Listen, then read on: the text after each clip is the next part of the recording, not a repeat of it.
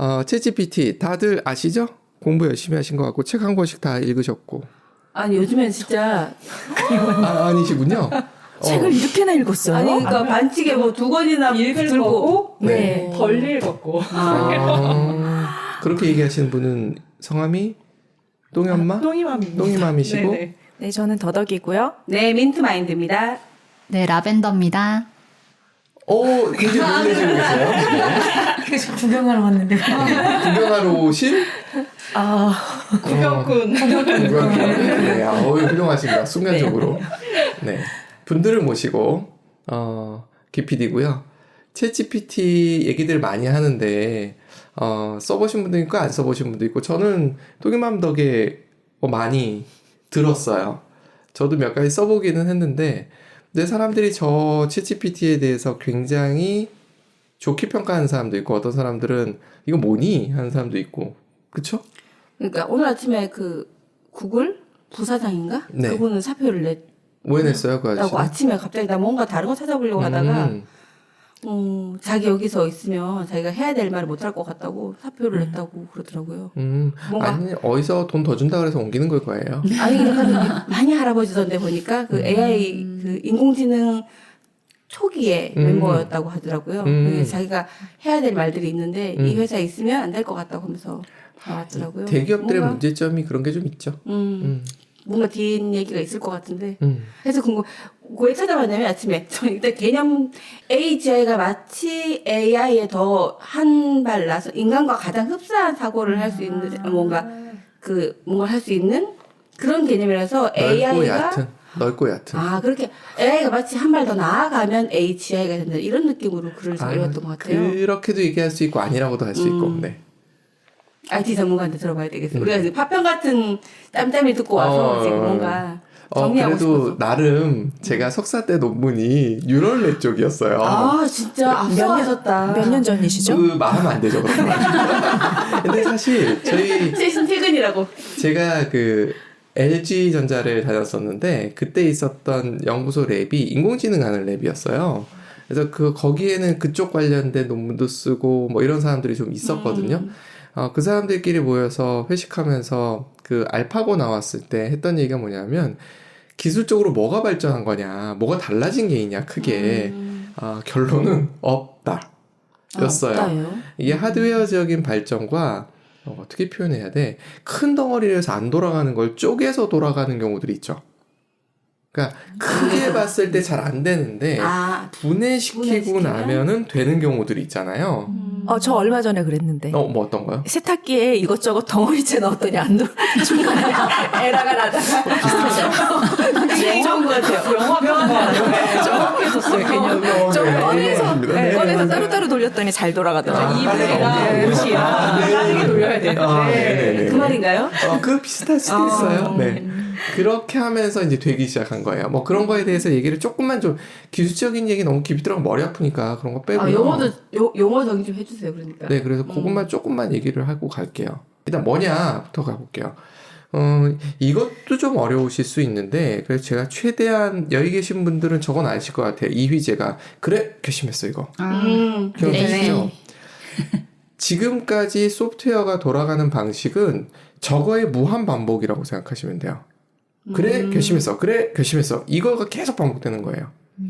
저 아래에 있는 저게 샤르트르의 말이래요. Life is C between B and D. 뭔지 아시죠? 네. 삶은 choice, 선택이다. Between birth and death. 삶과 죽음 사이에 계속 선택이다. 근데 사실 알고리즘이 저렇게 만들어져 있어요. 이 옆에 이게 순서도라는 건데 사실은 딴 건 보실 거 없고요. 여기 마른 목골 있죠. 네. 여기서 보면 지금 요건 사실은 거짓말이에요. 이렇게 될 수는 없어요. 한 군데서 제대로 그림이 그려진 거군요. 하나에서 마른 모에서는 2개가 나올 수 있어요. 나머지는 무조건 1개밖에 안 나와요. 나오는 건 하나, 들어오는 건 여러 개일 수 있어요. 흐름이에요. 근데 요 마른 모에서는 2개가 나갑니다. yes or no. yes or no. 이렇게 3개 나가는 건 잘못된 그림이에요. 이렇게 들어오는 거라고 생각하셔야 됩니다. 요렇게. 어쨌든 이런 식으로 계속해서 컴퓨터가 원제로 이런 얘기 들어보셨죠? 네. 비트, 온오프, 뭐 이렇게도 표현하고 스위치다. 반도체는 스위치예요, 그냥. 스위치, 우리 전기 스위치 있잖아요. 그게 수도 없이 엮인 거예요. 너무 수도 없이 엮여서 복잡한 거예요. 인생이 복잡하잖아요. 그렇죠. 그리고 사람들 한 명 한 명이 투표할 때 정신 하나도 없지 않습니까? 각자의 의견으로 스위치 켰다 켰다 하잖아요. 정신 하나도 없잖아요. 그 느낌 생각하시면 돼요. 그게 무한히 엮여 있어요. 저걸 알고리즘이라고 해요.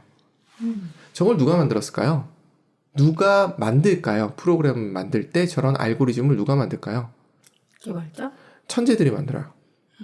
개발자들은 진짜 복잡한 알고리즘 같은 경우는 천재들이 만든 알고리즘을 그냥 코드로 구현할 뿐이에요. 아, 그런 거구나. 네, 저희 아는 천재 있지 않습니까? 그런 분들이 IQ 180 이런 분들이 알고리즘을 만들고 그걸 구현하는 거예요. 그런 알고리즘까지 구현할 수 있는 단순한 거는 개발자들이 합니다. 그런데 아무리 천재가 해도 모든 걸 커버를 못해요. 그래서 가끔 여러분들 뭐 앱이나 이런 거 쓰다 보면은 에러 나잖아요. 에러가 나는 가장 큰 이유 중에 하나가 뭐냐면 여러 가지 이유가 있지만 그 중에 하나가 조건을 생각을 못한 거야. 사용자가 이런 행동을 하리라고 상상을 못한 거야. 그래서 이런 행동을 이런 경우들이 있어요. 그러면은 프로그램이 서버리거나 오류가 나는 경우도 있어요. 물론 그 외의 경우도 있지만. 그러니까 모든 상황을 다 저렇게 그래 결심했어를 만들어야 돼요. 가능할까요? 인간이? 자, 그래서 알고리즘에 대해서 조금 이해가 되시나요? 어떤 느낌인지 이해가 되세요? 그러니까 계속해서 선택하는 과정들인데 사람이 하다 보니까 빼먹는 게 은근히 많다. 저거 만드는 거 진짜 어렵거든요. 근데 이걸 만들 때 우리가 생각하는 그냥 굉장히 아날로그 방식으로 하진 않을 거 아니에요. 그럼 어떻게 경우를 이렇게 하나씩 생각해서 생각해내는 거예요. 그렇게 해서 하는 거예요. 네, 실제로 그렇게 해요. 수많은 경우들을 이럴 수도 있고 저럴 수도 있고 이런 상황도 있고 저런 상황도 있고를 if라고 표현해요. if 만약 뭐뭐면 뭐뭐하고 아니면 뭐뭐하고 이게 무한 반복인 거예요. 경우수가 진짜 많을 것 같은데 어떤 주제 하나를 그래서 가지고도 판교가 불이 안 꺼지잖아요. 아, 네. 그거 생각하다가 이거 놓쳤네? 이러고 있는 거예요, 지금 다들. 굉장히 대단한 일을 하고 있을 거라고 상상을 하지만 실은 그걸 하고 있는 거잖아요. 실제로 아까 그걸 하고 있는 까먹은 거 거예요. 다시 또 하고 맞아. 계속 돌려보는 거죠. 맞아. 깍두기님 말이다. 손님 아니 뭐지? 그래서 야구 많이 하셨죠. 그래서 개발자한테 넘기면 개발자가 개발을 하다가 무슨 씬이 없어요 하고 다시 돌아와요. 네. 한쪽 계셨잖아요. 이분이. 그러면 다시 그거 그려가지고 시나리오 만드시는 쪽 네. 일을 하셨구나. 맞아요. 네. 시나리오도 마찬가지예요. 뭐뭐면 이렇게 계속 돌아가야 되는데 그러니까 쉽게 생각하시면 화면 넘어가는 거 생각하셔도 좋으세요. 그것도 저런 느낌이에요. 그걸 모든 걸 다 생각을 해야 되는데 인간이 저걸 다 생각하지는 못해요. 네. 그게 한계죠. 인간의 한계고 그래서 패치가 계속 발행되는 거예요. 죄송합니다. 제가 이거 생각 못했네요. 하고 패치 발행하고 이거 제가 놓쳤네요. 패치 발행하고 이렇게 생각하시면 됩니다. 우리는 못 알아듣는데 구경꾼님은 다 알아들으셔서 재밌으시겠다. 한명 내시다가 이제 집에 한 5년 계시다가 그러니까요. 다 잊어버렸어요. 그냥 요즘 안드로이드도 그거 되지 않으세요? OS나 이런 거 업그레이드 하라고 오잖아. 그게 그거예요. 놓친 게 있는 거예요. 쉽게 얘기하자면. 그래서 업그레이드를 뒤늦게. 네. 저건 내가 안 물론 했어. 그 외의 이유도 있는데. 근데 뭐 그게 수시로 핵심이에요. 오던데요? 수시로 없는 거예요. 그러면 대강 만들어 놓고 계속 지금. 붙이는 건가요? 그러면 사람들이 안 쓰죠. 굉장히 섬세하게 만드는데 그래도 그게 워낙에 조건이 많고 인간들이 이상한 짓 많이 하잖아요. 그래서 그런 거 테스트하는 엔지니어들도 있어요. 일부러 이상한 짓을 해. 스트레스 테스트죠, 일종의.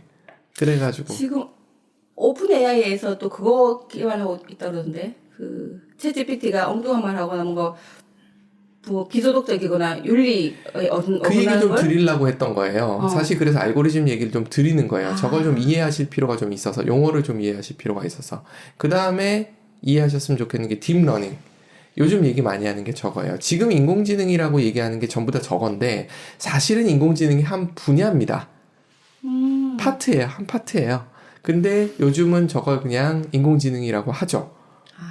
더 많이 있습니다. 근데 뉴럴넷이라고 저희 때는 불렀었어요. 네, 진짜 앞서가셨다. 어떻게? 전 저런 거 재밌어 하거든요. 그리고 저건 그때 산수가 많지 필요 없어요. 않지 않았나요? 저렇게. 저거 한다고 욕 먹었어요. 몇 명 없었을 것 같아. 네. 그래서 저는 재밌어 했는데 어떻게 돼 있냐면 지금 보면 동그라미들이 신경세포라고 생각하시면 돼요. 옆에 제가 신경세포도 그려놨죠. 그리고 축색돌기, 뭐 수상돌기 있죠. 그래서 왼쪽에서 받고요, 오른쪽으로 뿌려요. 근데 뇌세포 하나도 여러 개의 뇌세포로부터 정보를 받고 여러 개의 뇌세포로 정보를 주거든요. 똑같아요. 그걸 모델링한 거예요. 근데 하다 보니 이렇게 된 거예요? 아니면 원래 이 신경세포를 모델링한 거예요. 인간의 뇌가 이런 식으로 작동을 하니 이렇게 하면 되지 않을까? 하면서 오만 작업을 하는데, 이거 좀 약간 좀 복잡하게 말씀을 드리면, 이게 요렇게 한 줄씩 있죠. 왼쪽부터. 한 줄씩 요렇게 가는 걸 레이어라 그래요. 계층. 레이어라고 합니다. 그리고 이 선 연결되어 있는 거 있죠. 이건 약간 모델에 따라서 용어가 조금 다릅니다만 그냥 저는 파라메타라고 부를게요. 이 선들을 다 파라메타라고 해요. 그래서 그 딥러닝 하는 시스템의 성능을 얘기할 때 파라메타가 몇 개니 이런 얘기를 해요. 지금 챗GPT-4가 100조 개라는가? 그렇다고 제가 들었어요. 그러니까 요 선이 100조 개다. 뭐 이렇게 생각하시면 되실 거예요. 그 느낌에서 여기서 보면 요 레이어가 2개인 경우에는 최적의 값을 찾을 수가 있는데 3단계가 넘어가면 찾기가 어려웠어요. 거의 불가능했어요. 그래서 그것 때문에 고민들을 많이 하다가 최근에 이걸 뭉태기로 끊어서 했더니 되더라라는 것이 발견되고, 그리고 컴퓨터, 그 하드웨어 반도체 기술이 좋아지면서 해결이 나버린 거예요. 그러면서 이게 가능해진 거예요. 그래서 지금 뭐 하느냐 하면 딥러닝 하시는 분들이 요건 똑같아요. 요 구조는. 그런데 요 레이어, 계층을 몇 개로 할 거냐, 요 동그란 게 뇌세포라고 얘기했죠. 뇌세포 개수를 몇 개로 할 거냐가 문제가 되고, 그리고 뭘 입력으로 두고 뭘 출력으로 받을 거냐에 대해서 디자인을 하고 있는 거예요. 이것도 완전 시행착오입니다. 이렇게 했더니까 되네? 이렇게 하니까 안 되네? 왜 안 되는지를 몰라. 왜 되는지도 몰라. 놀랍지 않습니까? 지금 그러고 있는 거예요. 그걸 왜 안 되는지 몰라요. 그런데 감으로 알기 시작하는 거죠. 요 정도면 요 정도가 있으면 이 정도 퀄러티 나와. 인간이 배우는 거랑 비슷하네요. 똑같아요. 굉장히 비슷해졌어요. 근데 이게 재밌는 게 뭐냐면 터미네이터 영화에 보면 인공지능 칩이라고 나오는데 모양을 요렇게 만들어 놨었어요. 상당히 비슷하게 만든 거예요. 전 이거 보면서 이 사람 뉴럴넷을 아는 사람이 만들었나 보다 라는 생각을 할 정도로 약간 비슷한 느낌을 줬어요. 어쨌든 기본적인 구조는 이래요. 됐죠? 여기까지. 이건 어떻게 되느냐 하면 아까 보셨던 그래 결심했습니까 이거? 아니죠. 이 파라메타라고 하는데 가중치, 숫자 값이 주어져요. 그러니까 들어온 값에다가 그 값을 곱해가지고 그 다음 신경세포로 넘기는 거예요. 그 신경세포가 여러 개의 값을 받아서 뭐 더하든 곱하든 해서 또 그 다음 파라메타를 곱해서 다음 거에 넘기고 이런 식으로 반복하는 거예요. 이런 계산이 반복돼가지고 결과가 나와요. 결과가 0, 1로 나올까요? 아니겠죠.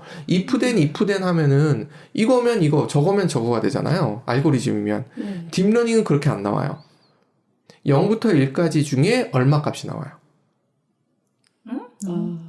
0부터 100까지가 퍼센트로 나와요. 확률로 나와요. 확률로 그냥.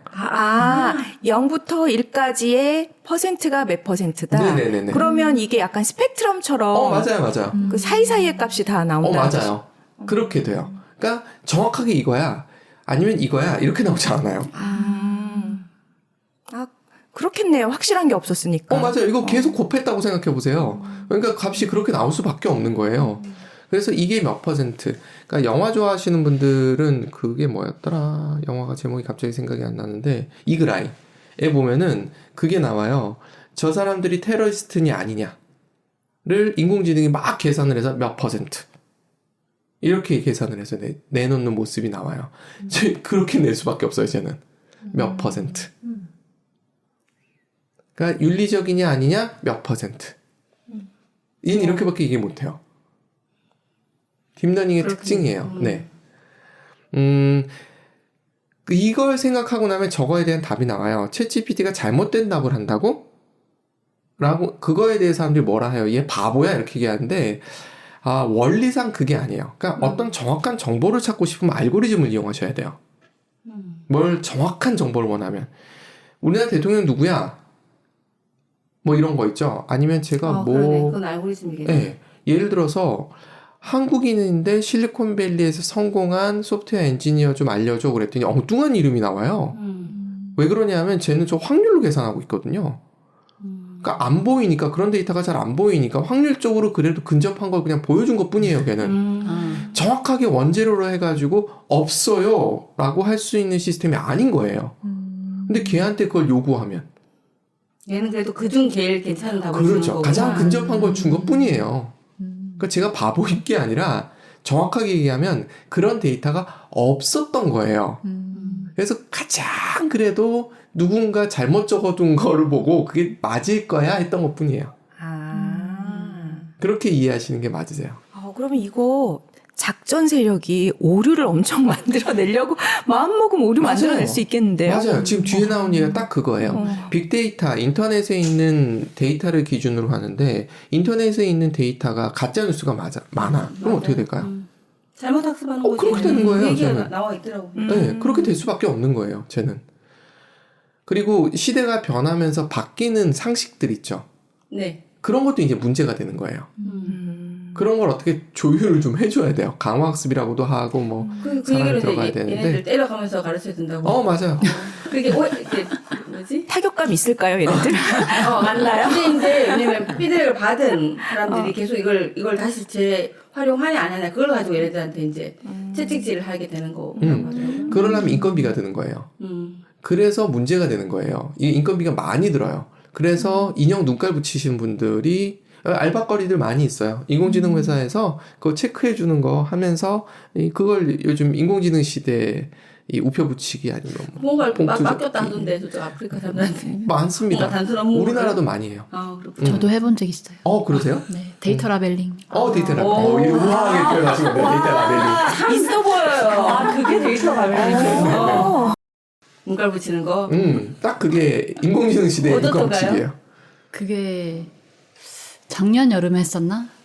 참 별거 다 하시는데. 네. 참 피아니스트 여러 가지 하셔요. 내가. 피아니스트인데 네, 사이드 잡을 쳤다가 그런 걸 많이 한다더라 해가지고 훌륭하십니다. 뭐 이렇게 배우는 과정에 들어가서 이수를 하고 하면서 저는 약간 그게 말씀하셨듯이 인형 눈 붙이기랑 비슷한 거구나라는 거를 알기도 했지만 약간 거기서 여러 모델들을 볼 수 있어서 좀 좋았던 것 같아요. 이렇게 해서 이런 걸 개발하고 있구나. 이제 이런 것도 나오겠네. 약간 이런 거. 네, 단순 업무를 생각했던 하면서 것 큰 걸 파악. 그러니까 사이버 훌륭하셨네요. 피아니스트. 약간 디지털이에요. 뭔가죠. 디지털 트랜스포메이션이 된 피아니스트. 그렇지. 굉장히 호기심한.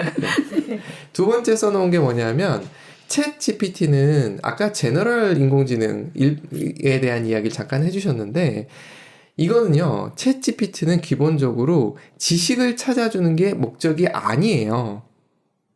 사용자가 입력한 문장을 이해하고 이해했다는 표현이 이게 참 우리가 이해하는 거랑 좀 달라서 이해했다고 하고 그거에 맞는 답을 내놓는 문장을 내놓는 애예요. 그래서 문장을 이해하고 문장을 내놓는 맞아요. 그러니까 이 시간이랑 연결은 딱 안 되지만 지난번에 똥이마님이 해주신 그 내용을 따라가다 보니까 너무 훌륭하게 얘를 어떻게 다뤄야 되는지 좀 알겠더라고요. 그래서 챗GPT한테 기대해야 되는 건 뭐냐면 내가 한 말을 이해하고 그리고 지가 아는 선에서 확률적으로 계산해서 문장을 만들어서 내놓는다는 거예요. 자, 문장을 어떻게 만드느냐? 이 단어 뒤에는 확률적으로 이 단어가 많이 나와. 근데 지문한 거하고 또 매칭을 할 거 아니에요. 그래서 확률적으로 이런 것과 연관성이 많은 단어들을 일단 찾아. 이거 시스템 어떻게 하는지 정확하게 모르는데 이렇게 할 가능성이 높아요. 질문. 이쭉 프롬프트 이런 거 있잖아요. 쭉 문장을 길게 쓰면 데이터가 많잖아요. 걔를 베이스로 확률적으로 관계 있는 단어들 쫙 찾아. 그런 다음에 짧은 글짓기가 들어가는 거예요. 그 단어 베이스로 문장을 만들어내기 시작하는 거예요. 그래서 파파고를 이용하는 게 더 나을 수가 있는 거예요. 왜냐하면 챗GPT는 영어 중심으로 공부했거든요. 그러다 보니 한글에 약해. 그래도 그것 때문에 똥형님이 어제 그저께 링크 보내주신 그 네이버에서 하이퍼 그 크로바 그쪽 팀에서 나와가지고 그 한글로 개발을 하고 있다고 맞아요. 하면서 엄청 뽐을 내면서 이제. 맞아요. 근데 들어보니 그렇겠다 싶어요. 소수 언어, 소수 민족들, 그러니까 언어가 주류 언어, 영어가 아닌 국가들이 꽤 많잖아요. 그래서 불편함이 꽤 있겠다. 저걸로 갖다 쓰기에는 우리 정서에 맞지 않는 것도 꽤 많을 것 같아요. 맞아요. 그래서 그거는 챗GPT가 나가야 될 방향이에요. 저런 그 초대형 언어 모델, 초고대 언어 모델이라고 그러잖아요. 저거는 언어별로 좀 다를 수밖에 없는 부분이 좀 존재해요. 어차피 쟤는 지식보다는 포커스가 어디가 있냐면 문장을 이해하고 문장을 만드는 데 포커스가 있어서 그래요. 그걸 좀 이해를 하실 필요가 있어요. 그리고 아까 말씀드렸던 확률이다 얘는 정확하게 이거다 저거다 라고 얘기한 지금까지 저희가 썼던 시스템 컴퓨터들은 그거예요. 있어요 없어요 이렇게 얘기하잖아요. 검색 결과가 없습니다 이렇게 나오잖아요. 근데 쟤는 확률적으로 얼마입니다. 그걸 누가 가공 처리해가지고 마치 원제로로 보이게 해준 것 뿐이에요. 그렇게 이해를 하셔야지 챗GPT를 일단 이해하신 거라고. 이건 기술적인 걸 얘기를 좀 드린 거예요. 요 정도 이해를 하고 나시면 그 다음 얘기하기가 하나만 더 해볼까요? 이건 바이너리 서치라고 해가지고 검색하는 건데 뭐냐면 지금 제일 윗줄에 보면 0에서 9까지 칸에 숫자들이 쭉 있죠. 근데 숫자가 크기 순으로 정렬돼 있죠. 네. 그런 상태에서 뭘 해야 되냐면 23을 찾는 거예요. 네. 알고리즘은 어떻게 하느냐면 0과 9를 더해요. 그런 다음에 2로 나눠요. 그럼 얼마? 4.5죠. 4.5인데 4.5는 존재하지 않아요. 그래서 4예요, 그냥. 그래서 4를 보는 거예요. 그랬더니 16이야. 근데 내가 찾고 싶은 건 23이잖아요. 그러니까 23이 16보다 크니까 그러면은 4번, 네 번째 칸보다는 오른쪽에 있고 끝보다는 끝엔 9번 방이잖아요. 9번 방 사이에 있겠지. 절 보지 마세요. 네. 저 정신줄 났어요. 네. 그래서 4하고 9를 더한 중간빵 7번 빵을 확인했더니 이번엔 23이 56보단 작네? 그래서 이렇게 찾아나가는 과정이에요. 얘는 if then, if then, if then이에요. if then else, if then else 이렇게 되는 거예요. 이거면 이렇게 하고 저거면 저렇게 하고가 반복이에요. 저렇게 해서 찾기 때문에 바이너리 서치 저거는 알고리즘이거든요. 네. 있다 없다로 결판이 나요.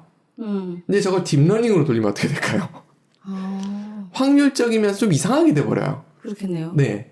그러니까 저런 것들을 어디서 봤으면 얘가 그걸 갖고 찾아나가면서 확률적으로 이래요라고 얘기할 수밖에 없어요, 쟤는. 그래서 GPT 얘기하는 것 중에 계산은 못한다고 하는 것들이 꽤 많대요. 인터넷에 잘못된 계산을 올린 사람들이 꽤 많대요. 맞아요. 그래서 오류가 초딩 많이 올렸겠죠. 나는 거라고. 네. 네. 알고리즘을 알고리즘에 진행되는 그런 것들을 학습시킬 수는 없나요? 그거를 그래서 굳이 그럴 필요가 없거든요. 그거는 낭비예요. 그건 지금까지 했던 알고리즘 방식을 쓰면 되는 거거든요. 그래서 주어진 과제에 따라서 사실은 똑똑한 챗 GPT가 나오기 시작하면 얘가 그걸 분리시킬 거예요.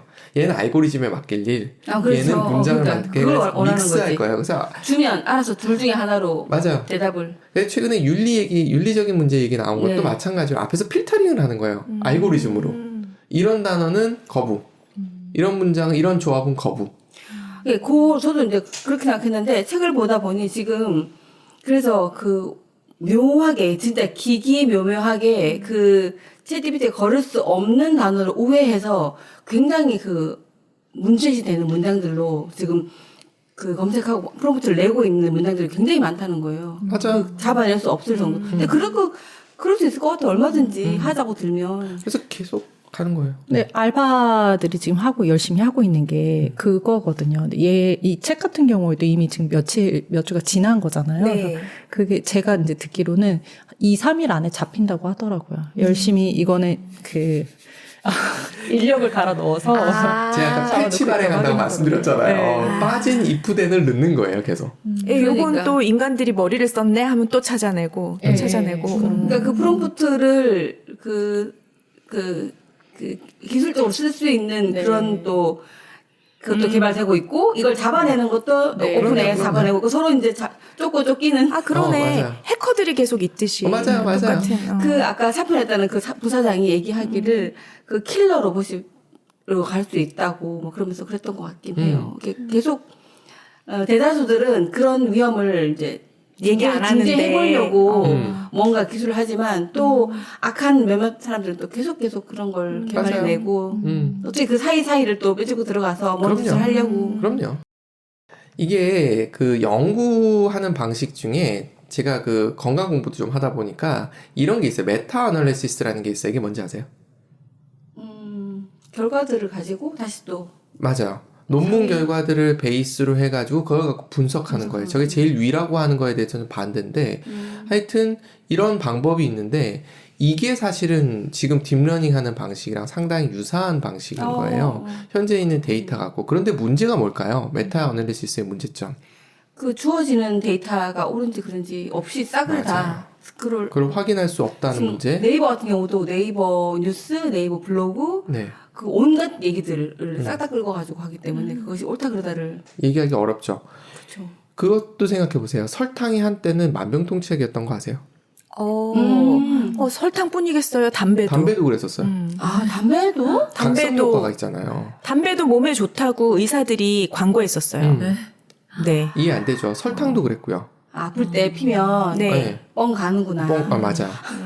그렇죠. 그게 치료됐다고 착각을 하게 되는 거예요. 그래서 피곤하실 때 설탕물 한 잔 원샷 해보세요. 확 깨요. 부작용은 당뇨죠. 맞아. 엄마 어릴 때 아프다 하면 설탕물 줬어. 네, 맞아요. 어머나 맞네. 감기 걸렸을 때 설탕 맞아요.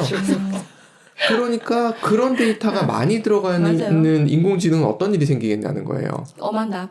그래서 제가 저 부분에서 정말 중요한 게 뭐냐면 메타 어널리시스보다 더 중요한 건 시험 설계예요. 실험 설계. 그러니까 인체의 신비가 얼마나 그러니까 지금 다 모르잖아요. 이런 거는 메타 어널리시스 하면 안 돼요. 위험해요. 굉장히 위험할 수 있어요. 아직 다 밝혀지지 않은 맞아요. 걸. 네. 그래서 어떻게 실험을 해야 되는지 그러니까 제가 문득 떠오르는 건 그거예요. 실험 설계를 챗GPT랑 얘기해 볼 수는 있어요. 어떤 식의 지금까지 나온 논문들이 어떤 식으로 실험을 했는지 정리를 해봐봐. 그래서 그 빈틈이 있을 거 아니에요. 실험 안 해본 방식들 아니면 해봐야 되는데 사람들이 놓친 게 있을 수 있잖아요. 난 이건 실험해보면 되겠네. 이런 식으로 하는데 챗GPT의 도움을 받을 수 있겠다는 생각은 들더라고요. 그러니까 챗GPT를 잘 써야 된다는 얘기를 드리는 거예요. 제 얘기는. 네. 실험 설계 능력이 박사들한테 필요한 것 같아요. 그리고 또 하나가 뭐냐면 알파고를 보면서 바둑을 보면서 사람들이 와 인공지능이 모든 걸 다 하겠네. 인간들 이제 할 일 없네. 이렇게 보는데 아니에요. 왜냐하면 바둑은요 셀프 학습이 돼요. 왜일까요? 셀프 학습이 된다는 건 결과를 보고 그 결과에 내가 떴더니 내가 이겼어. 내가 떴더니 내가 졌어. 이걸 가지고서 졌으면 떼찌, 맞으면 사탕 하나. 이게 반복되는 걸 강화학습이라고 그러거든요. 규칙이 딱 정해져 있고 명확하면 강화학습하기가 쉬워요. 지 혼자 그렇죠. 계속 지들끼리 두면서 하면 되지. 이기고 지고 예스노가 분명하니까. 근데 인간은 어떻습니까? 그렇지 않죠. 이거 밤에 쓴 글 보면 아침에 오그라들어서 못 보고 아시잖아요 다. 맞아. 정의랑 무엇인가 이런 것도 그렇죠. 그래서 안 돼요. 그렇기 때문에 강화학습이 안 돼서 아까 얘기했던 뭐라고요? 데이터 라벨링이 계속 필요한 거예요. 라벨링 할 인간이 또 필요하네요. 맞아요. 그래서 데이터 라벨링도 급수가 있대요. 쉬운 거 있죠. 개고양이 구별하는 거는 쉬운 거예요. 이런 거 돈 얼마 안 줘. 근데 법조문을 해석해야 되거나 아니면 의료, 기록 이거 보면서 라벨링 하는 거는 의사 정도는 아니더라도 그 정도 지식이 있어야 되고 변호사까지는 아니어도 그 지식이 있어야 되잖아요. 이런 사람들은 비싸. 그 차이 난대요. 그러니까 전지전능할 수 없다라는 걸. 일단 챗GPT는 언어 모델이고 전지전능하게 학습을 하려면 사람의 도움이 계속 필요하고 새로운 게 계속 만들어지다 보면 그걸 못 따라간다. 제가 사피엔스 보면서 인간이 여기까지 온 이유는 유전자의 발전 속도보다 의식의 변화 속도가 빨랐기 때문이다. 인간은 너무 빨리 변해. 그래서 그런 쪽으로는 따라오기 어려울 거예요. 그러니까 예를 들어 유행곡을 만든다? 쉽지 않을 거예요. 너무 빨리 변해. 그렇죠. 그런 것들을 보시면 되는 것 같아요. 그래서 초고대 언어 모델이다. 그래서 자꾸만 박사급 전문가를 기대하시는데 아닌 것 같아요. 저는 말 잘 알아듣는 비서가 생긴 거예요. 다르죠. 느낌이 다르죠. 그래서 이 비서는 무슨 역할을 할까요? 뭔가 정리해 주는 거. 그렇죠. 제안을 하는 거죠. 이런 게 있고요, 이런 게 있고요, 이런 게 있고요, 이런 게 있어요. 라고. 근데 지시를 어떻게 해줘야 될까요? 명확하게 해줘야 되죠. 아, S의 세계가 오나요? L은 정확하기 힘든데. 그렇군요. 학원 다니시죠? 네, 학원을. S가 아닌 학원을. 그렇겠네요. 네, 똥이맘이 보여주셨던 그런 것들을 보면서도 영감 잡은 게 저 딱 그거예요. 그러니까 얼마큼 디테일하게 설명을 해줘야지 아무리 말을 잘 알아듣는 비서도 이게 사람이 아니다 보니까 얘는 결국 확률적으로 찾을 뿐이야. 듣다 보니까 사람들이 지금 이 챗GPT가 나오고 난 뒤에 처음에 아마 대부분 다 그렇게 알고 있을 거예요. 지금 거기에 의지하고 싶을 것 같아요. 지금까지 내가 못했던 것들을 얘가 한꺼번에 뭔가를 해주니까 거기에 의지하고 싶은 건 사실은 얘를 부려야 한다는 맞아요. 거잖아요. 그 부리기 위해서는 말 잘 알아듣는 비서라는 생각을 하고 내가 일을 줘야 되는 거예요. 지금은 파라메터가 비서한테 의지하려고 100쪽이거든요. 저건 늘어날 거예요. 그럴 것 같아요. 전기값이 많이 들고 반도체가 많이 필요하겠죠. 비싸다는 거 하고. 그 문제는 해결이 점점 되기 때문에 저건 계속 늘 거예요. 그래서 말은 점점 더 잘 알아들을 거예요. 그럴 것 같아요. 그리고 전문적인 지식을 좀 더 많이 소화할 능력은 될 거예요. 그래도 명령을 내리는 사람은 알아야 돼. 알고 명령을 내려야 돼요. 이번에 나온 그 포가 제가 이제 느낌으로 듣기엔 3.5가 제가 느끼기에 그냥 IQ 한 80, 90 정도의 경계선 레벨이라고 하면 이번에 포는 한 120 되는 것 같더라고요. 그러니까. 그렇게 훌쩍 넘었어요? 훌쩍 넘은 것 같더라고요. 근데 이제 걔보다 또 나아가면 또 얘가 또 한 80까지 느껴지겠죠. 우리한테. 하여튼 저건 계속 늘어날 거예요. 저건 뭐 무나 마나 고요. 말은 점점 더 잘 알아들을 거고 굉장히 다 더 잘 정리해주고 그림도 훨씬 잘 그릴 거고 할 거예요. 그건 당연한 거예요. 자, 요게 그 빙에서 보여준 거예요. 보시면 빙에서 어떻게 보여주고 있느냐면 오른쪽은 챗GPT의 결과예요. 지금 뭘 했느냐 하면 베지테리안을 위한 디너 파티 어떻게 하면 되니? 하고 물어봤더니 왼쪽은 전형적인 검색 결과예요. 그리고 오른쪽은 제안이에요. 이걸 정리한 제안이에요. 그러니까 왼쪽은 알고리즘이고요. 오른쪽은 딥러닝이에요. 이렇게 구분하시면 되세요. 둘 다 필요하죠, 우리는. 네. 그러네요. 그렇죠. 그런 느낌으로 이해하셔야 돼요. 그래서 빙이 이렇게 보여줘요. 그래서 이걸 보면서 검색하면서 둘 다 보여주는 거예요. 창이 두 개가 동시에 뜨는 거예요. 괜찮다. 그쵸. 이렇게 해서 알아서 보던가 이렇게 정리한 걸 보던가. 네. 그래서 요걸 혼용하면 되는데 요거는 한번 보세요. 소리 안 들리셔도 관계는 없어요. 우와. 이게 그 현대자동차에서 구매한 보스턴 다이나믹이라는 회사의 로봇이에요. 연출을 한 거예요. 지금 배 나온 저 아저씨가 뭘 하다가 연장을 안 올라왔어요. 그래서 로봇한테 얘기를 했어요. 그래서 로봇 보세요. 지금 연장을 하나 보내달라, 연장 가방 달라고 했더니 자, 저걸 주기 위해서 점프하죠. 180도 회전도 돼요. 안정적이죠. 거기다가 판을 올리고 너무 잘하죠. 공중공중 걷죠. 그래서 가방을 들고 허리를 보호해야 된다는 걸 저는 알고 있어요. 무릎으로 내려앉죠. 그리고 저렇게 걸어가서 던지는 모습 보이죠. 자, 이거 보면서 어떤 생각 드세요? 잘 만들었는데요. 잘 만들었다는 생각 들죠. 네. 근데 왜 저런 게 우리 옆에 없죠? 왜 상용 안 되나 하고요. 네. 비싸서? 이유가 뭘까? 맞아요. 정답이에요. 이번에 사람들 참 재밌던데 테슬라에선 저런 거 못한다 이런 얘기는 하는데 테슬라는 저거에 관심 없어요. 상용화 안 되잖아 이거예요. 비싸니까. 맞아요. 일론 머스크는 항상 저렴하게 맞아요. 대량 생산. 맞아요. 저렇게 만들 수 있어요. 근데 너무 비싸. 그리고 내구성이 없어. 내구성이 없어요? 관절염 걸려요. 저 모터가 장난이 아니에요. 그럴 것 같아요. 저렇게 걸으면 조금 있으면 얘 맞아요. 관절염 온대요. 사망인데. 그래서 로봇에 관절염 옵니다. 근데 이런 거 보면 볼수록 인간이 너무 놀라? 그렇죠. 그래서 우리도 관절염이 오잖아. 리듬 제도가 필요 없을 것 같아 이제. 그렇죠. 대단하죠. 와. 이거는 그냥 선도 기술을 보여주는 일종의 그 엔지니어들 이런 거 좋아하는 엔지니어들 있잖아요. 오타쿠 같은 엔지니어들이 만든 거예요. 저기다가 피부만 슬라임이나 말랑이로 붙이면 될 것 같은데요. 지금 보면 중간에 잠깐 테슬라께 보였단 말이에요. 근데 사람들은 자꾸만 저기에다 포커스를 두는데 상용화돼야 될 거 아니야. 자, 이거랑 비교가 되죠. 자, 그 다음 걸 보여드릴게요. 그래서 머리를 잘 쓴 사람들이 이거예요. 지금 현재 할 수 있는 걸로 하자. 그래서 배달 로봇. 딱 좋아요. 이거 제가 딱이죠. 가성비가 딱인 거예요. 이게 아마 한 300 정도 아니에요? 네. 인건비 대체하기 딱 좋고. 그러니까 아줌마 2달치 월급 정도만 하면. 요즘 배달비도 비싼데 배달비를 세이브할 수 있고. 이런 식으로 가는 쪽이 있는 거예요. 그러니까 챗GPT가 계속 발전하겠죠. 근데 현재 할 수 있는 실력을 가지고 최대한 활용할 수 있는 사람이 누구냐.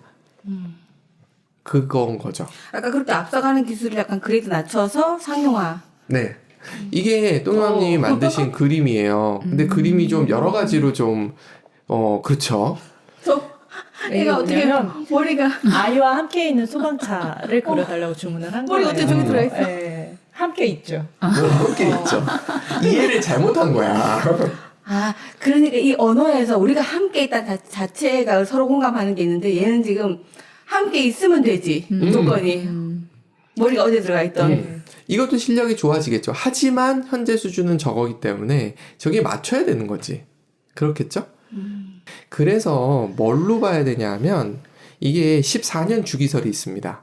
기술 개발의 14년 주기설, 그러면서 새로운 빅테크 기업들이 나오는 1980년에 애플2가 나왔어요. 애플1은 해골 같은 느낌이어가지고 그거는 무시하고 애플2부터 쓸만한 컴퓨터였거든요. 그게 1980이었고요. 넷스케이프이 나오면서 인터넷 혁명이 나온 게, 넷스케이프 기억하시는 분들은 참 그러신데 1994년이고요. 그리고 아이폰이 나온 게 2008년이에요. 그리고 챗GPT가 2022년입니다. 그럼 뭐가 달라진 걸까요? 뭐가 달라진 거라고 보이세요? 어떤 건 소프트웨어고 어떤 건 하드웨어고 이거 뭐지? 이런 식으로 보일 수 있거든요. 이게 진짜 다른 건 뭐냐면 UI가 바뀐 거예요. 정보를 접근하는 방식이 바뀐 거예요. 예전에는 그냥 서류를 보던 거를 컴퓨터를 통해서 디지털로 되어 있는 문서를 통해서 확인할 수 있게 해주는 것이 획기적이었던 거예요. 그 다음에 넷스케이프이 나왔을 때 인터넷에 있는 걸 내가 접근할 수 있게 해준 거예요. 그 다음에 아이폰이 나오면서 돌아다니면서 손으로 이럴 수 있게 해준 거예요. 그 다음에 챗GPT는 이제 언어로 간 거예요. 즉 UI가 바뀐 거예요.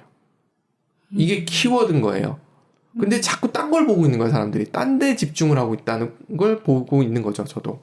그래서 이건 아닌데 라고 생각을 했던 거고요. 그래서 오늘 민트님이 뭘 하라 그래서 하기로 했던 게 이겁니다.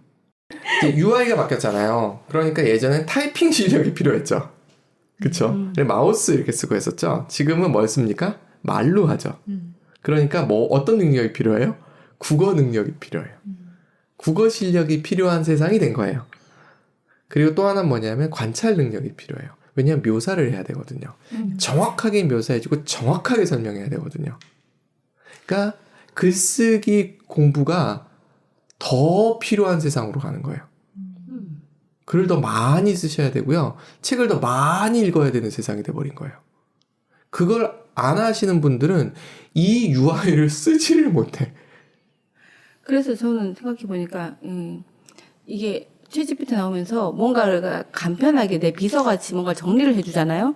그런데 만약에 아이들이 이렇게 쓰기 시작하면 우리도 마찬가지겠지만 점점 내가 스스로 뭔가를 이 부분들을 갖고 통합해 나가고 사고하면서 뭔가가 잘 고민하고 이거 결과물을 냈다가 다시 또 수정하고 이런 과정들을 다 패스하게 되지 않을까. 사실은 그 공부를 하면서 사고 기능을 높여가는 건데 얘가 너무 편리하게 해줘 버리니까 그 공부를 할 시간이 없지 않을까. 그래서 그 얘기도 답이 있어요. 자, 코딩 하는 인공지능이 나왔어요. 이걸 보고 엘모전자의 임원께서 야 이제 개발자 고용 안 해도 된다 이런 얘기를 해가지고 개발자들이 펑 쪘다는 뭐야 이렇게 된 거죠. 그분은 딱 일반인 시선이네요. 맞아. 그런 사람이 최종 결정권자예요. 회사가 잘 될까요? 주식 파세요. 네. 어디라고요? 엘모전자라고요? 이게 어떤 일이 생기냐면 코드에 만들어주는 게 한계가 있을 수밖에 없어요. 그리고 일을 시켜야 될 때 내가 컴퓨터를 모르는 상태에서 이런 프로그램을 만들어줘 하면 정말 제너럴한 프로그램밖에 못 만들어줘요. 어떤 특별한 기능을 특별하게 수행하는 프로그램을 만들 수도 없고요. 특별한 환경에서 프로그램이 동작해야 될 때 그것도 설명할 수가 없어요. 내가 정확하게 그림 그려보셔서 아시잖아요. 똑같아요. 아주 디테일하고 구체적으로 설명해줘야 되고 알고리즘조차도 이런 거 신경 써야 되고 이거 신경 써야 되고 이거 되게 중요하고 이런 부분을 다 일일이 매뉴얼화해서 넣어줘야 돼요. 그럼 그 사람은 프로그램을 짜본 사람이야. 시스템을 완전히 이해하고 있는 사람이야. 아니면 못하는 거예요. 그래서 도리어 이 걱정이 맞아요. 초급 개발자들이 일이 안 주어지는데 어떻게 배우지? 이런 문제가 도리어 고민해야 되는 문제예요. 그럼 학원에서 어떻게 해야 되냐면 그런 초급 프로그래밍을 무지하게 트레이닝을 시켜서 기업에 입사시켜야 되는 거예요. 그럼 이 사람들이 생산성은 높아져 있대요. 하면 되는 거야. 이런 프로그램 좀 짜줘. 그럼 쭉 짜준대요. 그럼 보면 말하다 놓치는 게 있거든요. 아까 함께 이거 봤잖아요. 그런 거 놓친 거를 수정을 좀 해요. 그래서 적용을 하기 때문에 생산성은 무지하게 높아졌어요. 그건 저도 이해가 돼요. 저라도 그럴 것 같아요. 코딩할 때 제가 제일 귀찮았던 거 이거 뻔한 거 내가 또 타이핑해야 돼? 오류 또 날 텐데 이것도 오류가 어쩔 수 없이 나거든요. 손가락은 내 말을 듣지 않아요. 지멋대로 움직이더라고 얘가. 그래서 엉뚱한 걸 치고 있더라고요. 어떻게 생각하세요? 왼손을 하나 달아주세요. 이거 할 때마다. 입이 손가락이 됩니다. 입이 손가락이. 아, 괜찮네. 발음도 안 좋아. 발음도 좋아져야 돼. 그런 것들을 생각해보면 어떤 느낌인지 이해되실 거예요. 이해하고 있는 사람만이 일을 시킬 수 있는 상황이 돼요. 그러니까. 더 트레이닝은 트레이닝 도구가 나왔는데 아니에요. 오히려 아이들이 뭔가 학습을 하거나 이렇게 뭔가를 익혀가는 과정에서 가르치는 사람이 더 문제겠네요, 지금. 맞아요. 그래서 실리콘밸리에서는 일부러 이런 것들을 다 배제하고 정말 그 저희 그러니까 어렸을 때 받았던 그 교육대로만 한다고 하잖아요. 뭐 휴대폰이라던가 그러니까 그런 영상학습 같은 것도 다 배제한다고 하더라고요. 그런 책들이 보니까 실리콘밸리 자기네 애들만 실리콘밸리 아이들은 14살까지 아는 거야. 인문학하고 예술만 공부시키고 그렇죠. 아예 미디어 그 차단시키고. 쥐네들만 그렇게 하고. 맞아요. 그러니까 저도 이거 책을 읽으면서 저희 신랑이랑 좀 얘기를 했는데 원래 이런 얘기 안 하는데 이거는 좀 얘기를 해야 될 것 같아서 오빠 이런 게 생겼잖아. 지식은 이제 더 이상 중요한 것 같지 않아. 맞아요. 이런 얘기를 좀 하기는 했거든요. 그래서 아이의 교육 방향이 그러니까 아마 이분은 자녀분이 이제 성숙하셔가지고 돈벌이가 되시는 분이 그러니까 근데 저희는 이제 얘네가 어떻게 커서 돈벌이를 해서 자기 그쵸, 앞길을 맞아요. 하냐의 위치이기 때문에 계속 아이한테 포커스를 맞춰보면은 그런 것 같아요. 저도 얘한테 한번 GPT가 뭔지 설명해줄까? 이러면서 좀 재밌더라고요. 3살 뭐 알아듣지도 못하는 애한테 하셨어요? 그냥 얘기를 하는 거죠. 뭐 이러저러한 것이고 네가 궁금하면 물어볼 수도 있고 뭐 네가 생각했던 것보다 더 나은 거를 할 수도 있지만 더 안 좋은 거를 할 수도 있어. 그럴 때 네가 이렇게 얘기를 하면 그걸 또 수정해주기도 해. 그냥 이렇게 고급 지식을 혼자 떠드는 거죠.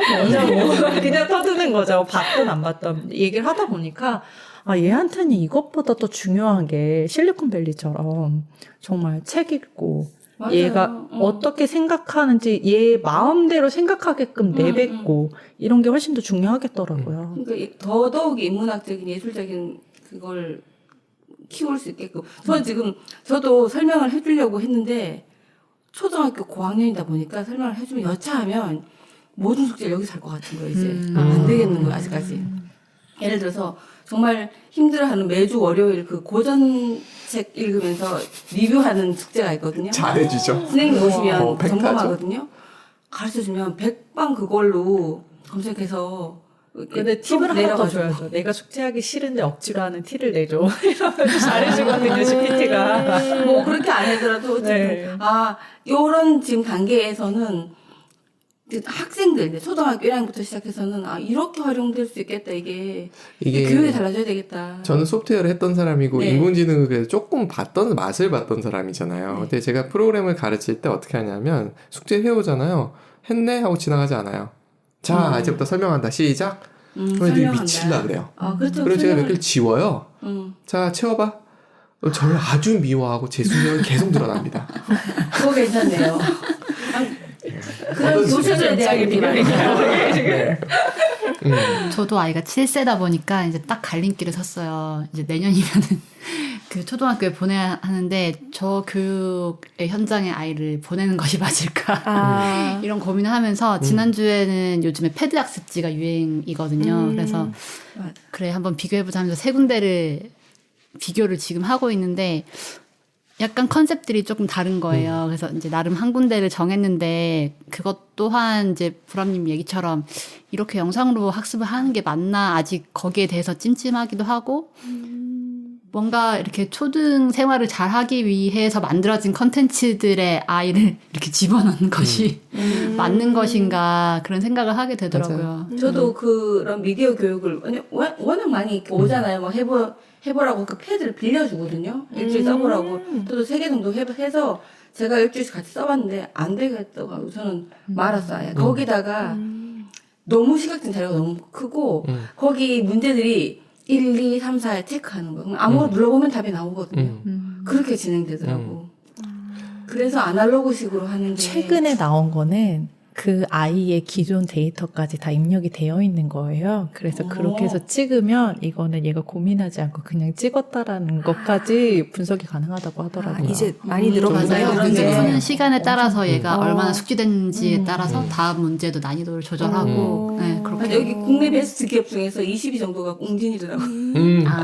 그 교육 애들도 지금 엄청나게 변화가 있어야 하겠네요. 되는데 네. 아시겠지만은 발전 속도가 그렇게 빠를 거라는 기대를 하시면 안 돼요. 어쩔 수 없기 때문에 그건 제도권이기 때문에 제도권은 느린 게 미덕이에요.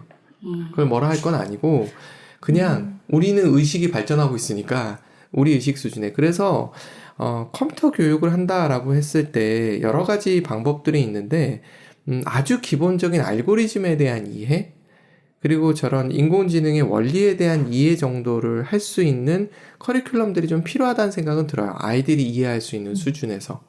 그런 것들을 자꾸만. 사실 알고리즘 이해할 수 있는 프로그램들이 좀 있어요. 스크래치라고 해가지고 블럭을 끌어다 땡기고 마름모 갖다 땡기고 해가지고 이렇게 붙여나가는 게 있어요.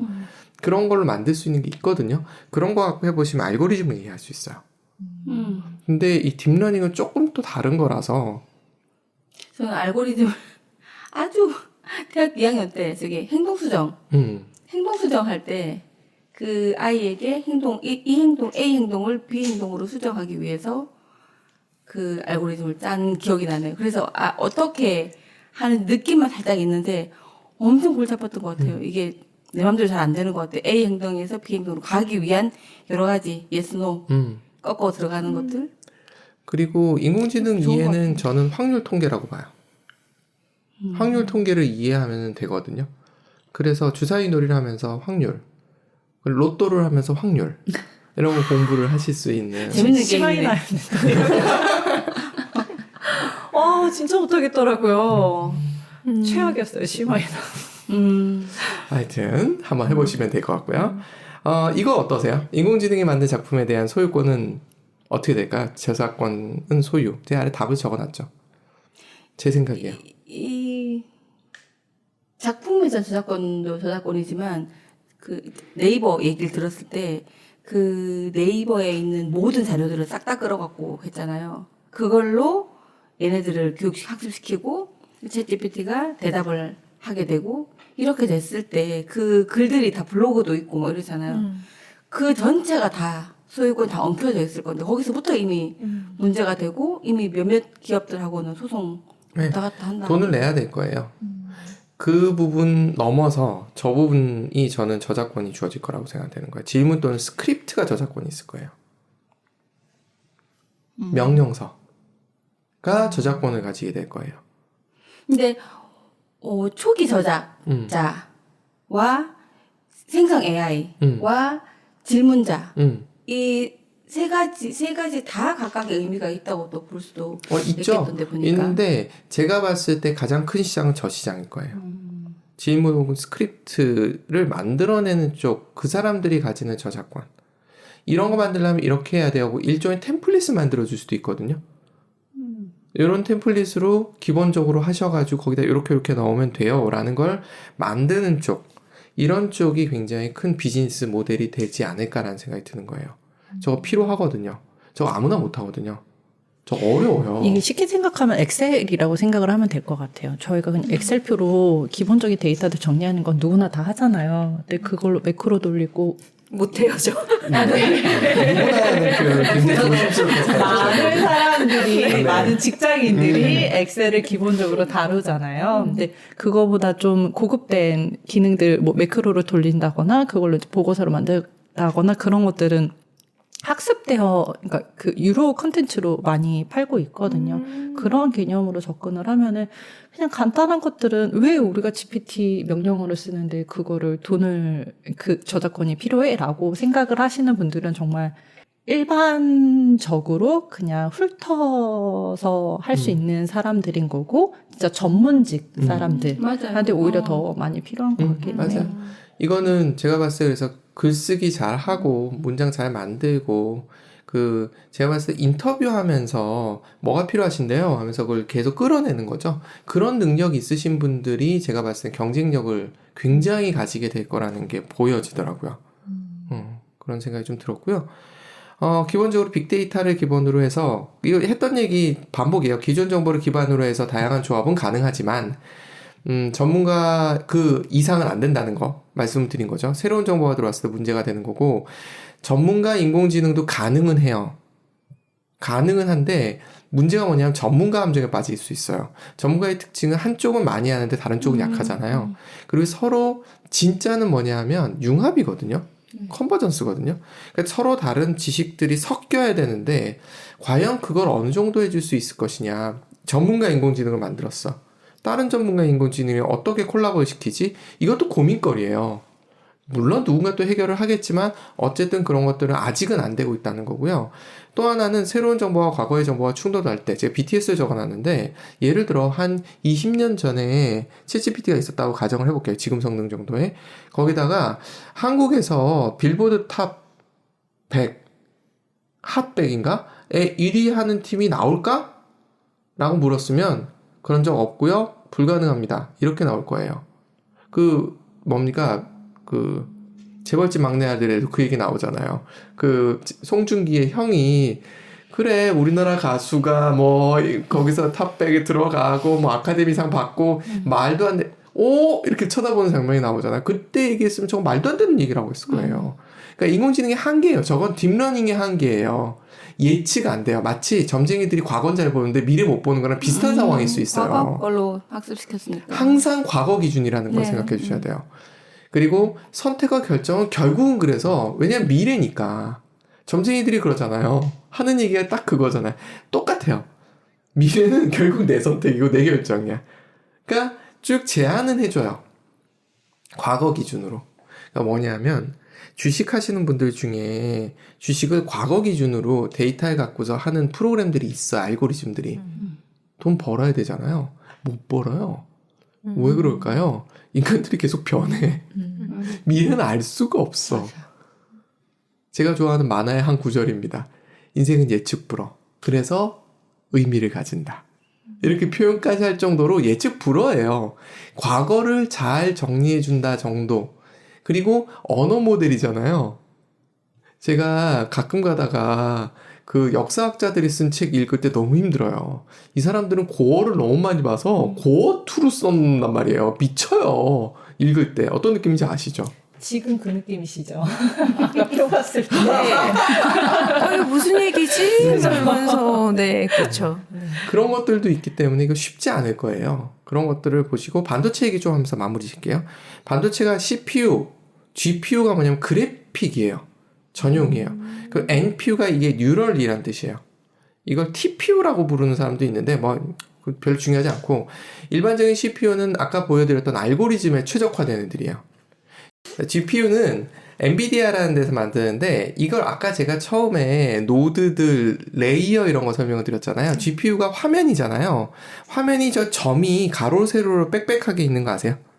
네. 점이 있는 거예요. 그걸 픽셀이라고 불러요. 사실은 GPU가 만들 때 그 픽셀 다음에 다음 픽셀이 만들어지고 다음 픽셀 이게 화면이 넘어가는 게 그거예요. 그러니까 예를 들어 1024에 760 이렇게 픽셀이 이쪽으로 1020개가 있어요. 가로로. 그리고 세로로 720개가 있는 게 곱하면 엄청난 숫자죠. 그게 하나의 화면이에요. 그 다음 화면이 나오고 그 다음 화면이 나오는 거를 일일이 계산을 할 때 좀 불편하니까 CPU로 불편하니까 어떻게 했냐면 저장 장치를 그렇게 만들어 버린 거예요. 똑같이. 그래서 그 다음 장면으로 넘어갈 때 그 다음 메모리로 이렇게 넘어갈 수 있게 또는 계산을 하기 쉽게 그렇게 만들어둔 형태예요. 근데 그 모델이 아까 우리 보셨던 딥러닝 할 때 뉴럴넷 모양이랑 비슷하잖아요. 그래서 GPU가 인공지능을 할 때 딱 적합했던 거예요. 그래서 엔비디아가 인공지능을 먼저 치고 나갈 수 있었던 이유가 그 이유예요. GPU를 하고 있었는데 운이 좋았던 거죠. 그리고 인공지능 하던 사람들이 이게 딱 맞네 하면서 갖다 쓴 거예요. 전 개인적으로 엔비디아가 너무 싫은 게 네. 제가 84 말자 3.5가 나오더라고요. 아, 네네네네. 네네. 왜 그러셨어요? 충격적이었어요. 아, 나는 맞구나. 정말 마이너스의 손이 맞구나. NPU는 뭐냐면, 요 GPU보다 더 딥러닝에 최적화된 칩들이에요. 그렇게 이해하시면 돼요. 좀 더 그래픽보다는 학습에 최적화되게 만든 걸 NPU라고 부르고요. 구글에서도 만들었고요. 있어요. 자체적으로 있고 테슬라도 도조 칩이라는 게 있어요. 자체적으로 만들어요. 여기서 핵심은 뭐냐면 자체적으로 만든다는 거예요. 예전에 인텔 거 갖다 썼죠. 네. 이제는 엔비디아 것도 갖다 쓰긴 했는데 이젠 자체적으로 만들어요. 요즘 세상은 직접 만드는 세상이 됐어요. 저 혹시 중간에 질문이 네. 있는데 그러면은 그 NPU가 네. 지금 삼성이랑 네이버가 개발하고 있다라는 걔네들 칩이 만들어요. 그런 네. 거예요? 각자 다 만들어요. 지금 안 만들면 안 되겠는데요? 네, 각자 미래가 만들어요. 생존이 네. 네. 근데 이게 됐었던 배경을 좀 설명을 드려야 돼요. 뭐냐 하면 이 ARM이라는 회사를 눈여겨보셔야 돼요. 팔 아니고요. ARM. 네덜란드 회사. 아니요. 아닌가? 그거는 반도체 공정에 들어간 회사고요. 여기는 어드밴스드 리스크 머신이라는 것의 약자예요. 영국 회사인데 지금은 소유권이 바뀐 것 같긴 한데 이 회사가 뭘 하냐면 핵심 코어를 만들어요. 연산은 해야 돼요. 딥러닝도 계산은 해야 되죠. CPU도 계산은 해야 되죠. 그 코어를 만들어서 소프트웨어적으로 제공하는 회사가 ARM이에요. 거의 모든 회사가 이걸 가져다가 배치를 바꾼다고 이해하시면 돼요. 그러니까 레고 블럭의 핵심을 얘가 제공해요. 그거를 디자인 센터라는 데서 조립을 합니다. 그게 와요. 설계를 이렇게 우린 요거에 최적화돼서 이렇게 특성을 가진 CPU, 그러니까 NPU를 만들고 싶어 라고 디자인 센터에 주잖아요. 그럼 디자인 센터가 ARM에서 코어를 가져와서 그리고 메모리나 이런 것들을 막 그 레고 블록 만들듯이 만들어요. 원하는 형태로 만들어서 만들어야 될 거 아니에요, 실제로. 그걸 어디서 만드냐면 TSMC에서 주로 만들어요. 파운더리라고 얘기하죠. 그래서 삼성이 화들짝 놀라서 그 시장으로 들어간 거예요. 그래서 아직은 TSMC가 1등이에요. 그래서 반도체 세상은 이걸 보셔야 돼요. ARM은 계속 잘 나갈 거예요. 왜냐면 계속 쓰고 라이센스 계속 받는 거거든요. 완전히 논하는 장사예요, 이 장사. 그리고 디자인 센터, 그래서 최근에 이런 기사가 떴어요. 수도권 대 20년 만에 정원을 늘렸다. 그거 아십니까? 수도권 대학들은 정원을 못 늘리게 돼 있었어요. 그래서 예를 들어 그럴 수 있겠다. 너무 집중되니까. 예를 들어서 자동차가 떠. 그럼 자동차학과를 만들어서 거기다 정원을 늘리고 싶잖아요. 못 늘려요. 그러면은 딴 과에서 문송합니다 그러잖아요. 문과에서 학생들을 그 정원을 띄워오려고 그러잖아요. 띄울 수 있을까요? 교수님들 밥그릇 문제가 생기잖아요. 못 띄워와요. 그러니까 이게 인력 수급에 문제가 발생하기 시작한 거예요. 근데 이번에 20년 만에 그걸 깨고 수도권 대학에 정원을 1,800명을 늘렸는데 서울대도 반도체학과가 만들어지고 거기에 100명을 어사인했대요. 반도체 학과 이름 처음 들어본다. 네. 이번 처음 만든 거예요? 네. 반도체 사실은 서울대에서는 반도체를 제어계측, 전작과 이런 데서 하고 있었어요. 반공연이라고 반공 이런 느낌인데 아니고 반도체 공동연구소가 있어요 그 안에. 그런 데서 하고는 있었으나 근데 이름을 저렇게 아예 만들어가지고 집중적으로 밀겠다는 거예요. 제어계측이랑 느낌 다르다. 왜? 왠지 말씀드렸죠. 이런 것 때문에 그런 거예요. 네. 이런 흐름 때문에 생긴 거예요. 인공지능 때문에 다 만들어진 일이에요. 한국도 굉장히 밀리지 않고 지금 열심히 하고는 있는데 많이 밀려 있죠. 많이 밀려 있어. 열심히 하고 있는 것 같은데. 그래서 위로하고 있는데 왜? 생태계가 안 만들어져 있다는 문제가 있어요. TSMC는 대만은 생태계가 잘 만들어져 있대요. 그래서 자꾸만 TSMC로 가는 거라 그러더라고요. 그러면 거기 주식을 사야 되는 건가요? 근데 대만이 지금 중국의 시진핑 아저씨가 네. 자꾸 탐을 내고 있어가지고 네. 대만을 전쟁 날까봐 지금 공격하려고. 못하고 있잖아요, 사람들이. 그래서 그래서 주가가 더 오를 수 있는 것도 지금. 만약 전쟁이 나면 삼성을 사셔야죠. 왜냐면 이제 파운더리는 삼성밖에 안 남는 게 돼버려요. 근데 우리나라도 불바다가 된단 말이 있어요. 그러면은 미국 입장에서는 이제 미사일도 못 쏴요. 아시나요? 반도체가 없으면 미사일을 못 쏘는구나. 못 쏴요. 안 날아가요. 이렇게 안 날아가요. 전쟁이 없어. 이런 거. 그럼 길을 쓰고 지켜야죠. 미국이. 최근에 네. 북한에서 뭘 쐈는데 이 잔해를 이렇게 분석을 했대요. 걔네들이 반도체 수입이나 이런 거 못하게 할 거 아니에요. 막 뜯어봤더니 반도체가 나오는데 LG전자 가전에 쓰는 반도체 이런 게 나오더래요. 열심히 갖다 썼구나. 어떻게든. 어떻게든 재활용을 한 거지. 되게 노력한다. 없는 살림에 그 얘기 듣고 제가 벙 하여튼 그래요. 지금 우크라이나하고 러시아하고 싸우는데 러시아가 힘들어지고 있는 게 반도체 수급이 안 되는 거야. 이게 반도체 없이 아무것도 안 돌아가는 세상이 된 거예요. 근데 그거 다 소프트웨어로 돌리잖아요. 소프트웨어 개발자 없으면 또 안 돌아가. 우리 이제 집에서 만들어요, 조금씩. 납땜하고 있을까요, 지금? 조금씩 눈알 붙이기. 수업으로 올리나? 정말 놀라운 발언이었습니다. 반도체는 그럴 수 있으면 좋겠다. 집에 클린룸 이런 거 만들어. 아니, 근데 왜 지방 계획을 하지 않고 굳이 수도권 안 가니까. 만들면 가지 않을까? 안 가요. 근데 이걸 육성하려고 하려면 아이들이 몰려야 오기 되겠구나. 쉽게 해야 되는 거니까요. 그러니까 어쩔 수 없네, 진짜. 안타깝죠. 우리나라는 수도를 어떻게든 뭐 분산하려고 해도 사람들이 그래도 다시 오고 그래도 다시 오기 때문에 밀집될 수밖에 없는 네. 작은 환경이라서 그렇기도 하고. 아예 나라에서 키우겠다라고 맘먹고 학교 하나를 그 반도체 전문적 뭐 이런 거 인공지능 전문으로 해서 지방에다 따로. 내려보내면 뭐 카이스트나 그렇게 포항공대처럼. 특성으로 만들면 맞아요. 모르겠는데 근데 그게 교육부에서는 안 되고 네. 그게 그 부서가 다르더라고요. 주관 부서가. 네. 그래서 이 돈 밀어주는 것도 달라서 생기는 현상이다라고 얘기해요. 장비 차이 나요. 예전에 제가 한번 얘기 드렸잖아요. 제가 홍대에 있을 때는 워크스테이션 하나가 너무 귀해서 그거 말아먹으면 욕을 바가지로 먹었는데 서울대 갔더니 그냥 발에 채이더라고요. 기업에서 다 투자해주니까 그럴 수밖에 그러니까 없어. 그냥 지방 분권, 뭐 지방 뭐 평준화 이거보다는 지금 막 급한 게 이쪽이니까 돈을 올리더라도 들여줘야 돼요. 일단. 그래서 인플레이션 감축법이 이게 나오는 이유들이 뭐냐면 다 들어오라는 거잖아요. 공장을. 근데 미국 인건비 비싸잖아요. 근데 저걸 할 수 있는 이유가 이게 테슬라 베를린 공장이거든요. 한번 그냥 감상해 보시죠. 저거 하나만 저도. 공소선 놔주면 좋겠네. 아직 위험해요. 폭발 위험하지. 내 세대 있어요. 이제 안에 공장으로 들어가서 모습을 보시면 저렇게 생겨서 사람 별로 안 보이시죠? 너무 거의 자동화를 시켜버린 거예요. 저런 데서 이제 불량 나고 하는 것도 다 전부 다 그 인공지능들이 해결을 해주거든요. 다 검사하고 하는 것들을 해요.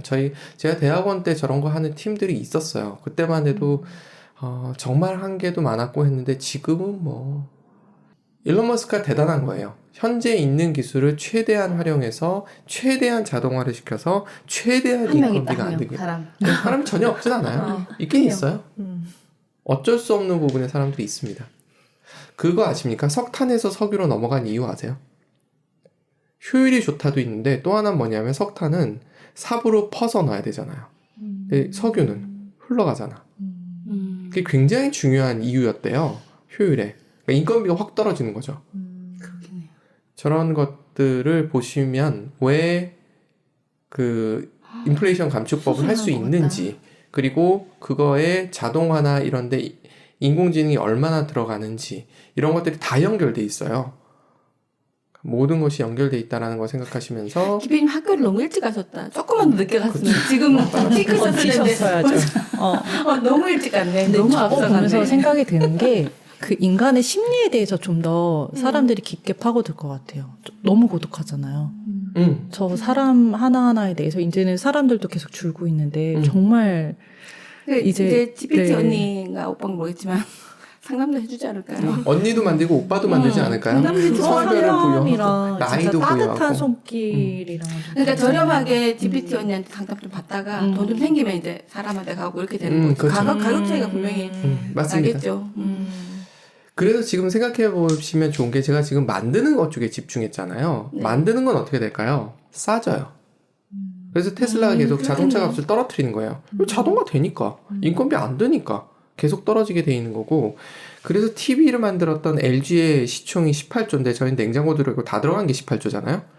MBC, SBS, KBS가 있는데 KBS하고 MBC는 상장 회사가 아니어서 제 주가 확인할 방법이 없어서 SBS를 봤더니 6,600억이에요. JYP가 3조예요. 하이브는 11조예요. 아우 요즘 하이브 신났더라고요. 이 흐름이에요. 하드웨어를 만드는 것에서 그리고 중간에 컨텐츠 허브 역할을 하는 애들이 돈을 벌다가 최종적으로는 컨텐츠를 만드는 애들이 돈을 벌어요. 타이틀 좀 다르네요. Leader in Entertainment. We Believe in Music. 여기서 세련돼 보이네. 태어난 게 조금 늦었으니까. 그래서 이게 핵심은 일로 가는 거예요. 그 컨텐츠를 기반으로 결국은 컨텐츠 하는 사람들이 돈을 뭘로 버느냐 하면 광고로 버는 거거든요. 그래서 이번에 광고 들어왔어. 이게 그들끼리의 플렉스잖아요.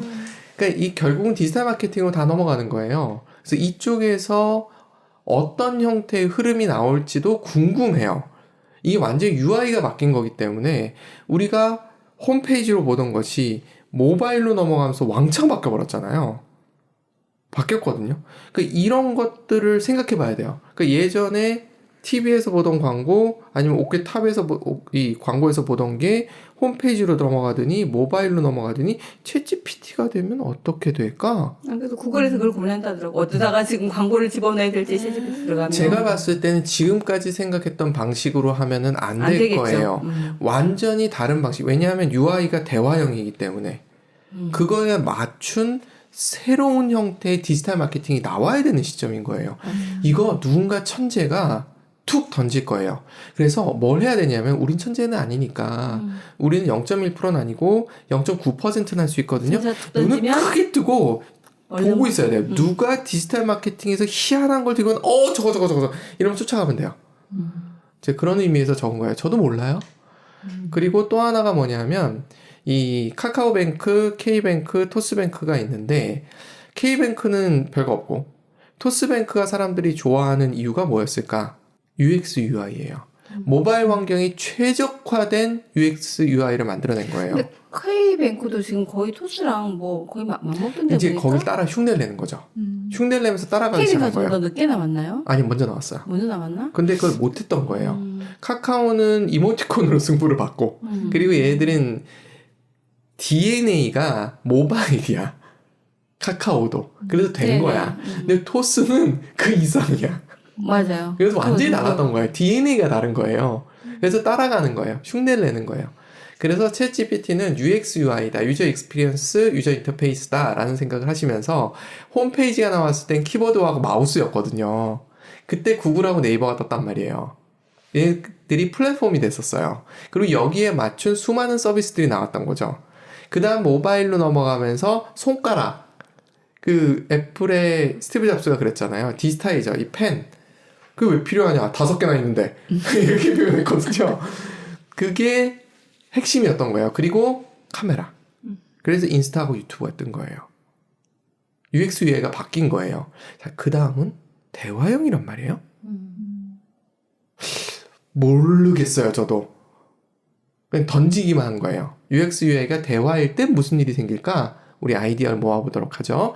그래서 이 생각이 든 거예요. 카카오톡, 라인 이런 데들이 이 챗GPT를 이해한다면, 경영진들이 이해해야 돼요.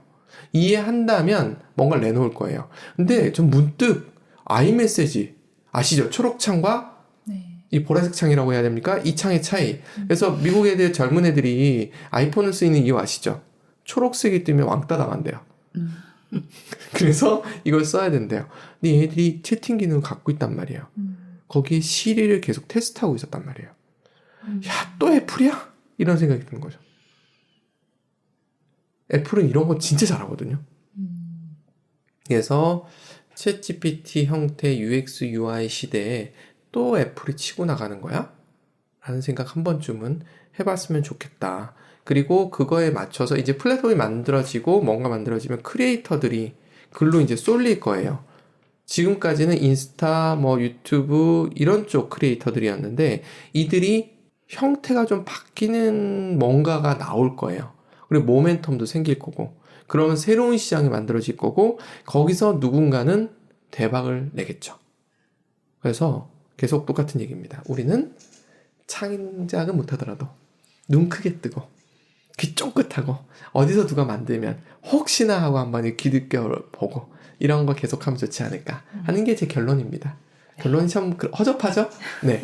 훌륭합니다. 재밌었어요. 네. 여러 가지 얘기들 막 섞여 있었는데 쭈루룩 반도체까지 네. 크리에이터까지 재밌었네요. 주식 투자에도 도움이 되시기 바라고 자녀 교육에도 도움이 되시기 바랍니다. 이미 나온 엔비디아 어떡할 거예요? 다시 들어가긴. 엔비디아보다는 저는 암? 파운데리스 쪽이 좀 나온 것 같아요. 파운더리 쪽이. 아마 엔비디아도 밀릴 거예요. 특화된, 그러니까 제너럴한 쪽은 못 이길 거예요 이제. 그랬으면 좋겠어요. 내가 나온 이상. 맞아 이게. 근데 엔비디아가 소프트웨어를 하면 얘기가 달라져요. 근데 그림 자동으로 그려주는 건 엔비디아가 먼저 한 거 아시죠? 네. 네. 그래서 그거는 또 한번 좀 지켜보세요. 살펴보시고. 네. 재밌네요. 네. 수고하셨습니다. 네, 감사합니다. 감사합니다. 다음에 또 뵐게요.